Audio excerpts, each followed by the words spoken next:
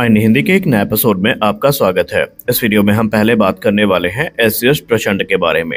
LCS प्रचंड वो helicopter है जिस पर इस समय सबकी नजरें हैं, क्योंकि लिमिटेड सीरीज प्रोडक्शन के हेलीकॉप्टर्स के डिलीवर किए जाने के बाद भारत के रक्षा मंत्रालय की तरफ से 156 हेलीकॉप्टर्स की खरीद को मंजूरी मिली है। हम लोग ये मान के चल रहे थे कि ये हमारी आत्मनिर्भरता का एक प्रमाण होंगे, जो कि निस्संदेह ये हैं भी।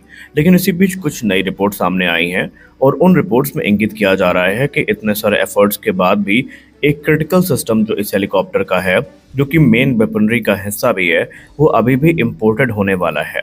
तो हम जानेंगे कि वो सिस्टम कौन सा है और इसके अलावा क्या हमारे पास उसका इंडिजिनस अल्टरनेटिव मौजूद है, और अगर मौजूद है तो वो हमें कब से देखने को मिलेगा।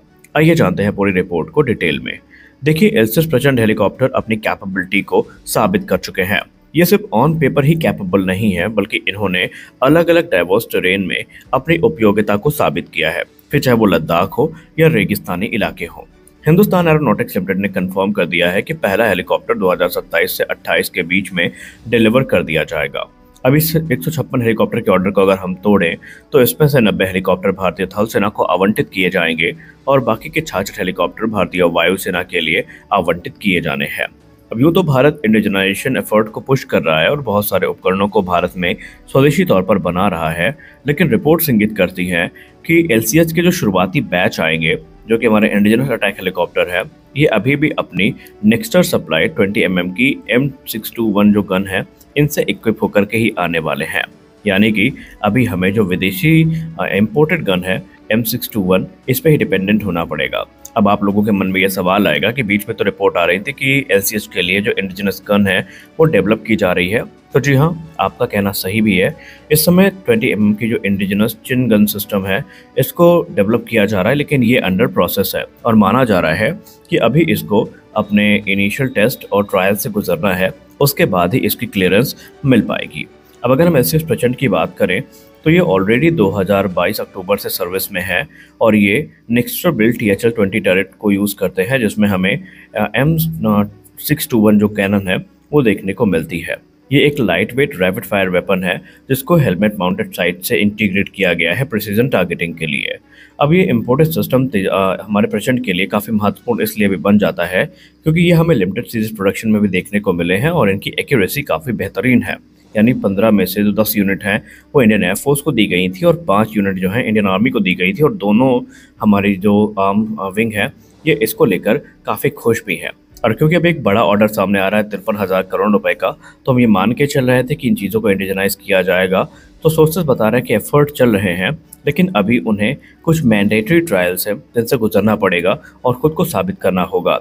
इस समय ये जो सिस्टम है ये armament research and development establishment की तरफ से विकसित किया जा रहा है और इसमें प्राइवेट सेक्टर का कोलैबोरेशन भी सुनिश्चित है, लेकिन अभी इनको एक लंबा रास्ता तय करना है। सोर्सेस की बात माने, डेवलपमेंट अंडरवे है, लेकिन इन्हें रिगरस टेस्टिंग और ट्रायल से गुजरना पड़ेगा, उसके बाद इन्हें सर्टिफिकेशन मिलेगा ऑपरेशनल यूज़ के लिए। और एक रिपोर्ट ये भी इंगित करती है कि अगर आप 156 हेलीकॉप्टर के ऑर्डर को ब्रेक करें तो तकरीबन 50वें हेलीकॉप्टर से हमें ये जो इंडिजिनस सिस्टम है वो देखने को मिलने वाले हैं। अब अगर हम मौजूदा 20 mm की इंडिजिनस गन की बात करें जो अंडर डेवलपमेंट है, तो ये इंडिजनाइजेशन पॉलिसी का एक प्रमाण है, लेकिन सबसे खास बात ये है कि इस समय एलसीएस प्रचंड में जो नेक्स्टर M621 गन यूज़ की जाती है ये काफ़ी ज़्यादा हमारे लिए फेवरेबल भी है और ये 800 राउंड पर मिनट तक फायर कर सकती है 2 किलोमीटर की रेंज में। हालांकि अब इसको भी रिप्लेस कर ही दिया जाएगा, लेकिन इस समय एलसीएस प्रचंड में इसके साथ साथ जो इंडिजिनस कंटेंट है उसको भी बढ़ाए जाने पर काम किया जा रहा है। मौजूदा एलसीएस प्रचंड तकरीबन 45% इंडिजिनस कंटेंट के साथ आता है बाई वैल्यू, और इस फिगर को 55% या उससे ऊपर तक ले जाने का प्रयास लगातार किया जा रहा है। ऐसा करने से हम ना सिर्फ ऑपरेटिंग कॉस्ट को कम कर पाएंगे, बल्कि मेंटेनेंस भी हमारे लिए काफ़ी आसान हो जाएगा। अब अगर हम बात करें एलसीएस के प्रोडक्शन लाइन की, तो ऑलरेडी यहाँ पर जो काम है शुरू कर दिया गया है और ये कंफर्म हो चुका है कि 50वें एलसीएस से हमें जो इंडिजिनस गन है वो देखने को मिल जाएगी। इसके अलावा ये भी कहा गया कि साथ ही साथ इसमें जो एंटी टैंक गाइडेड मिसाइल्स के इंटीग्रेशन वर्क है वो चल रहे हैं, जहाँ पर आपको ध्रुवास्त्र देखने को मिलेगी और ये फायर एंड फॉरगेट मिसाइल होने वाली है। इसमें लॉक ऑन बिफोर लॉन्च और लॉक ऑन आफ्टर लॉन्च जैसी कैपेबिलिटीज हमें देखने को मिलेंगी। इसके अलावा ये लॉइटरिंग म्यूनिशन को भी लॉन्च करने की कैपेबिलिटी को होस्ट करेगा।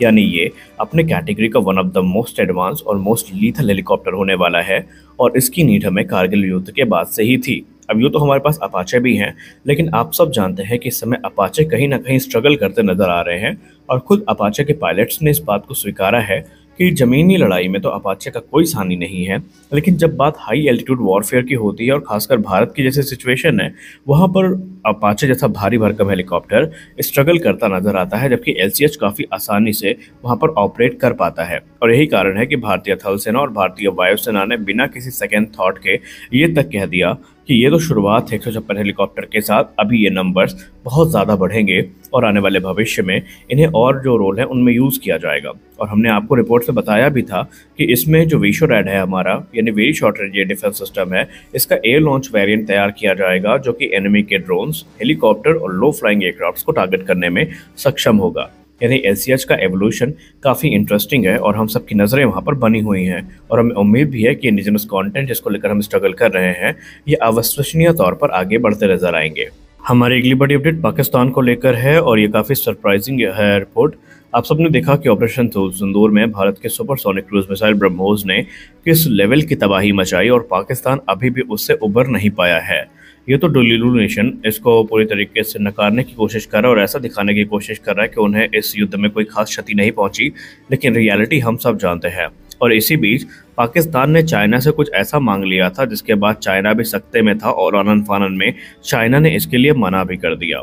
मीडिया रिपोर्ट्स इंगित करती हैं कि ऑपरेशन सिंदूर के बाद पाकिस्तान को जिस प्रकार की हानि हुई, पाकिस्तान को भी क्लियरली समझ में आ गया कि हाइपरसोनिक और सुपरसोनिक मिसाइल्स किस लेवल की तबाही मचा सकती हैं। और इसीलिए रिपोर्ट्स इंगित करती हैं कि पाकिस्तान ने चाइना से रिक्वेस्ट करी थी कि चाइना अपने हाइपरसोनिक मिसाइल्स को with transfer of technology Pakistan को दे, ताकि वो उन हाइपरसोनिक मिसाइल का लोकल प्रोडक्शन भी कर सके।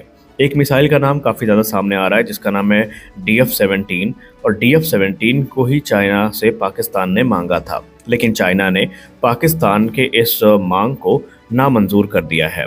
पाकिस्तान को लेकर चाइना ने कहा कि फ़िलहाल इस मिसाइल को हमने एक्सपोर्ट क्लियरेंस नहीं दी है और अभी ये एक्सपोर्ट के लिए अवेलेबल नहीं है। आपने देखा होगा कि आमतौर पर चाइना जिन प्लेटफॉर्म्स को एक्सपोर्ट करता है उनके एक डेडिकेटेड एक्सपोर्ट वेरिएंट होते हैं जिनको चाइना कुछ हद तक लिमिट करता है, लेकिन जिन चीज़ों को एक्सपोर्ट क्लियरेंस नहीं है उसको चाइना मंजूरी नहीं देता। और इसी क्रम में पाकिस्तान की इस रिक्वेस्ट को चाइना ने डिनाई कर दिया है। इसके पहले अभी ख्वाजा आसिफ ने तकरीबन 2 दिन पहले ही अरब न्यूज़ को दिए गए इंटरव्यू में जो J-35 वाली बात है उसको भी एक मीडिया हाइप बताई। हालांकि पाकिस्तान के बात पर विश्वास करना हम थोड़ा कम प्रेफर करते हैं, लेकिन कहीं ना कहीं अब चीज़ें सत्य तो है कि चाइना अपनी इतनी एडवांस टेक्नोलॉजी इतनी आसानी से पाकिस्तान जैसे देश को नहीं देगा जिसने ऑलरेडी उनके एडवांस सिस्टम्स की भद पिटवा के रख दी है। तो इस वीडियो में बस इतना ही, मिलते अगले वीडियो में, तब तक के लिए जय हिंद।